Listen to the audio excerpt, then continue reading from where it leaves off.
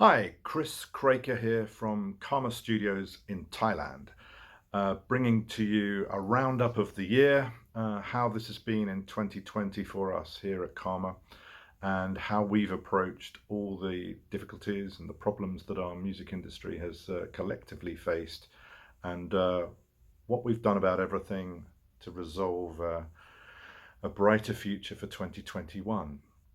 Maybe it's helpful for me to give you a little bit of background on myself just before I launch into what we've done here at Karma. I've been in the music industry for pretty well 40 years now, starting out as a professional musician, as a clarinet and saxophonist, primarily working with orchestras and session bands in the UK. I was working with the London Symphony Orchestra, the London Philharmonic, and the Philharmonia and the Royal Philharmonic in the UK, doing a mixture of classical concerts, film soundtrack work, and pop sessions as a sax player. And that was an incredibly rewarding time for me, and I loved every minute of it, but always hankered to be on the other side of the glass and be working in a studio environment in a place like this. So I took a sabbatical and took some time out to learn about recording and studied production. Was very lucky to sit at the back of the control room at Abbey Road Studios on a number of occasions to observe what the very best people in the industry were doing, and got a few lucky breaks and started a production company. I never went back to playing full time after that. I set up a production company called Black Box and subsequently a record label called Black Box Music, and built that up to a catalogue of about 75 to 100 titles prior to selling out to Sanctuary Records, which was later acquired by Universal Music. Um, that whole process was invaluable experience in learning exactly how every aspect of the music business works in terms of creating products, creating records, marketing them, distributing them, advertising them, working with people all around the world to have a collective global vision of what one wanted to do with the music. I then got headhunted to run Sony Masterworks. It was Sony BMG at that time, Sony BMG Masterworks, out of London and latterly in New York, which was, again, a terrific learning curve and fabulous opportunity for me to work with some of the world's greatest artists in a company of that magnitude. And over that 25-year span that all took, I built up a network and a black book of contacts that have served me very well ever since. Then set up this studio facility here in Thailand. Why Thailand? I'd been previously working with a number of Thai artists, having been initially invited here to work with His Majesty the King Rama IX, who himself was a musician composing and playing the saxophone. And the first record I made with him was of his greatest hits, if you like, which were arranged for orchestra. And I subsequently went on to make about 11 other records with his music in every disguise you could imagine, from solo piano, solo guitar, jazz band, string quartet, numerous formats. And that was, again, another very rewarding experience. But it opened up my eyes to the music business here in Southeast Asia, and then contextually the broader Asian region. So having left Sony and left the job in New York, we elected to build a studio facility out here in Thailand because we thought it would be amazing to be able to make music in somewhere that was a tropical paradise. And the whole goal of that was to set up a creative utopia that musicians could come to and do their finest work, and we would collaborate in any way that was required as producers, engineers, or deal makers. So we were a studio with a difference really from day one, and that's been my ethos throughout my entire record business career. I never really wanted to stick to being pigeonholed as one particular person or dealing with one strand of the industry's activities. So I try and take a very holistic view of every situation that I'm put into. And now I'm currently managing a small number of artists, getting involved in creating assets, music and songs and videos for them, overseeing marketing campaigns with my colleagues here, doing licensing and major record label deals for artists where it's appropriate, and keeping those that are more suited to a DIY approach in that arena and giving them solid advice based on some years of experience of going through that process too. In addition, we hire out the studio to occasional clients. That's becoming less and less because we're busy using the facilities ourselves now, but I'll go into that a little bit later in this video.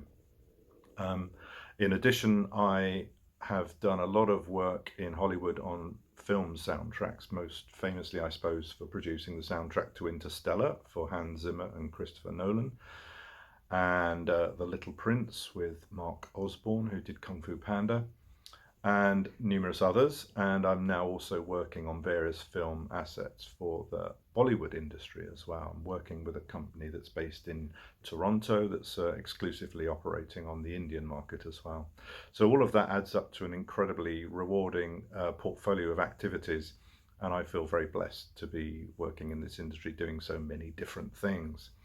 So start of 2020, everything was looking good. We had some nice bookings in the diary for the studio, but quickly, once COVID-19 hit and various countries were being locked down, all of our bookings got cancelled and nobody could fly here. So for a studio business that relied almost exclusively on international business, 90% of our business came from foreign clients flying in.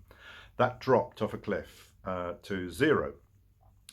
And what was typically then earning somewhere in the region of, I don't know, $20,000, $20,000 to $30,000 a month suddenly became zero, but our overheads remained the same.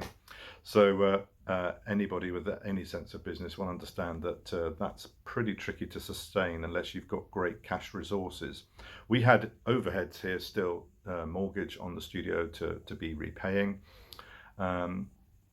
Not too heavy, but heavy enough for it to be very concerning in the knowledge that we might not get any income for a few months. Little did we know that there'd be no studio business for the entire rest of the year, because right now coming into Thailand is a little bit tricky. It is now possible by people quarantining for 14 days, so the situation will change, but this last 10 months has been a no-go area, so our studio business went to zero. So that got us thinking, and I was very lucky that 2 or 3 things happened at the start of that whole COVID-19 problem time, in that I had the right people around me at the right time. So my new business partner, Steve Jones, who was one of the founders of Beat Chain and himself a very well-known sax session player in the UK scene, had flown in. We were planning to do some things anyway, but he flew in before the lockdown, and so he was here and we were hatching plans and thinking about things anyway.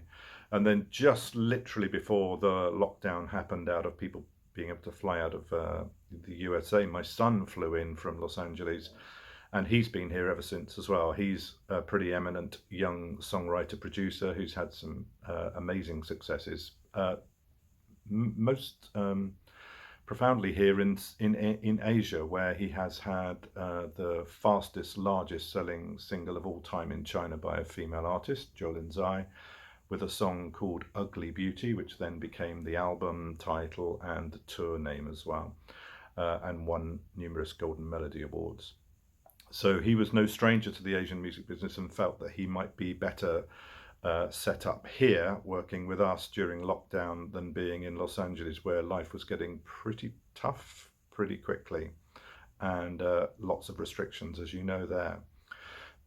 So I was here with 2 or 3 or 4 smart people, and Steve Jones and my son Richard Craker.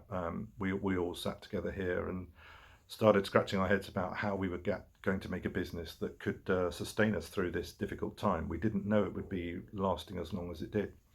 And we're constantly reevaluating our plans right now as well, of course, because that's highly necessary. None of us can quite predict how it's all going to go next year.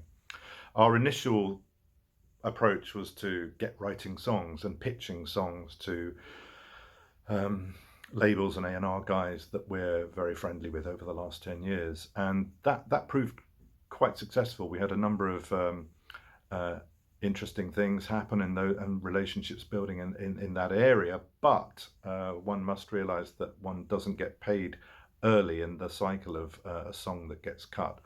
And publishing money comes very, very late.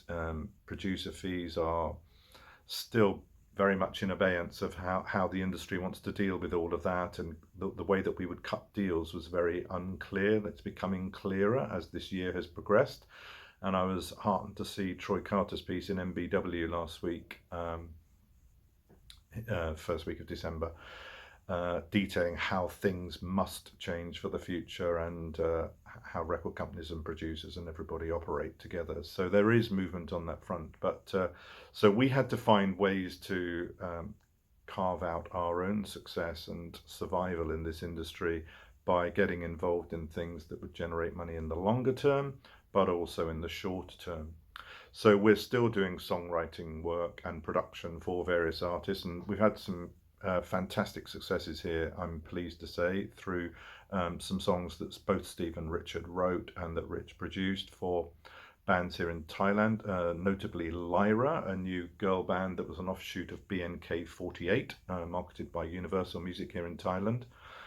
And a great couple of songs from a very talented influencer singer called Zomari for Spicy Desk, also distributed by UMG. And there's some new developing artists coming through as well.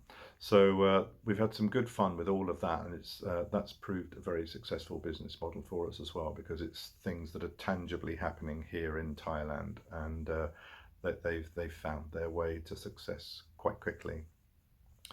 But this stark evaluation of how to make a living in this climate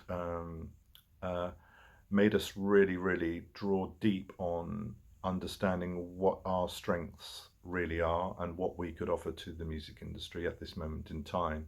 Steve's background as being a founder of Beat Chain in London obviously led us to thinking about digital marketing and how we could apply an innovative approach to actually the songwriting and creative process, where we drill very deep with artists and understand their psyche and their character and understand what they want to say through their music, and apply that to the way that we might then approach digital marketing and attacking audiences and finding audiences and growing audiences based upon those touch points and commonalities of interests.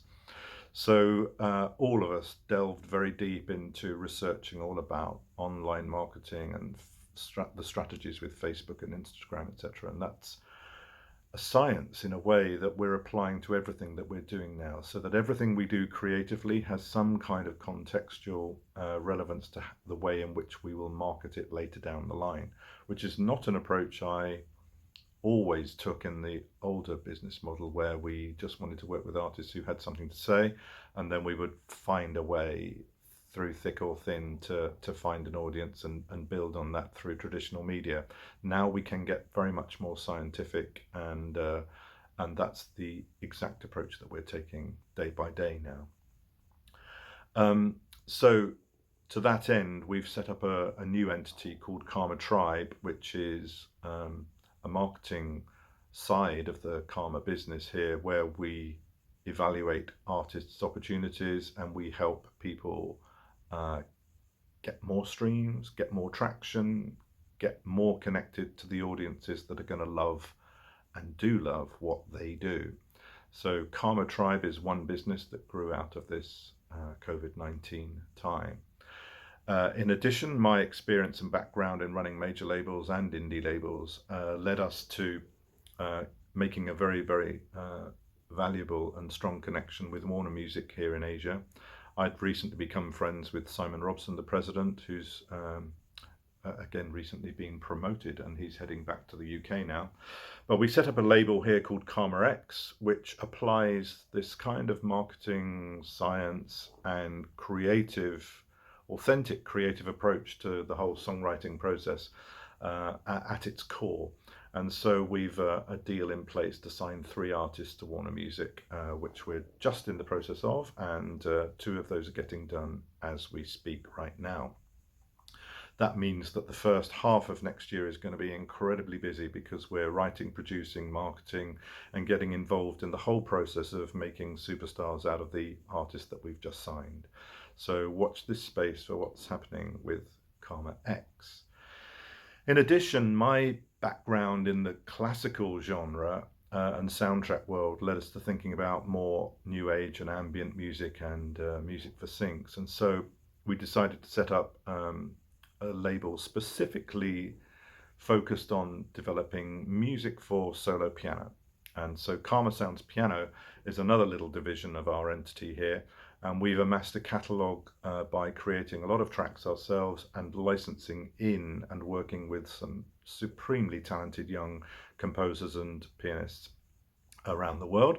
And so we've built a catalogue of some 400, 500 titles right now within the last 9 months. So that is up on Spotify and generating streaming income, and we're actively working with sync agents and music supervisors all over the world on exploiting those tracks. And that's a very exciting part of the business because it builds on what I was doing previously with people like Michael Nyman, Einaudi, and Lang Lang in that space. And so it's an area that I'm familiar with, and we're giving it a unique little spin in the way that we're approaching all of that. We're also doing a bunch of new age titles, which are music for health and wellness and sleep and general new age catalogues for yoga and meditation sessions. So that's been fun to put together. We have all the facilities here to do that, and we've built a very extensive catalogue of that, probably in excess of 25 hours of music there. I was lucky to be finishing up on a couple of movies out of the USA that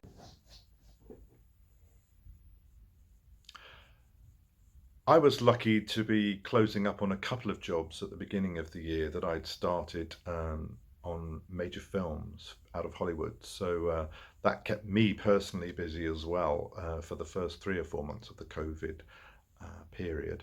I was lucky to be working on Mulan for Disney, collaborating with the composer Harry Gregson Williams and Richard Harvey, who was acting as a consultant on the film as well, helping with all the ethnic instruments and particularly all the Chinese instruments. We created a sample library here for orchestral tools, one of the world's greatest sample library creators, and had recorded every single Chinese orchestra instrument for a library pack that Harry could use, which is now commercially available. So that was a lot of fun. I was also involved as the composer and producer of the soundtrack for the new George Michael biopic, which is directed by his former manager in the Wham days, Simon Napier Bell. And that's a beautiful film that's coming out apparently at the very end of this year, which it's largely interview footage with colleagues and friends of his, and it's a much more personal biopic than a career retrospective. But that was a lot of fun to do, to be summoning up creative ideas of soundtrack music from the 80s, 90s and early 2000s as underscore and weaving music through the interview pieces. So we look forward to that coming out. In addition, on the soundtrack kind of thing, as I said earlier, I've got involved in some film work in India, and there's a link nicely now with a company that I consult to called Maja, where A.R. Rahman is involved, who's India's absolute #1 film composer. And so it's a lot of fun working with those guys, and the future is very bright for 2021 with more films flowing. The first film that we did, The Last Farmer, which was composed by Santosh Narayanam and Richard Harvey, will be coming out early in 2021, and it's just been nominated for lots of awards at European film festivals. So that's another interesting strand of the business that we have here. Our management division is doing very nicely, and one of Thailand's most celebrated new acts, Pyra, is doing really well. We got her signed to Warner Music early in at the end of last year, and so she's 3 or 4 singles in now. We've been creating content, building her profile, and there's some very exciting news coming that I'm not allowed to say right now in the first week of January, but that will be all over the press too. And we're looking forward to seeing her playing at a lot of European festivals next year, should that all manage to happen, but who knows. So here we are, we're sitting here in this beautiful tropical paradise of Karma Studios. You can check us out at www.karmasoundstudios.com and see the facilities here.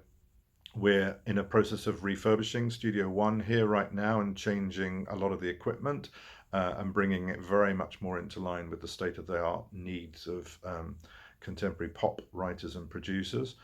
So that's happening as we speak. So we have the studio business. Have a look at the website. We have the management side of the business, and we're working with 3 or 4 artists right now.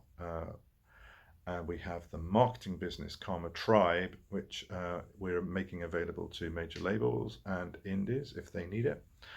And I'm acting also as a consultant to various other entities around the world who want to understand the Asian market better and need introductions. And so, excuse me, there's a whole series of clients out of Europe and other Asian territories that want to cross-pollinate and find their way through the Asian market.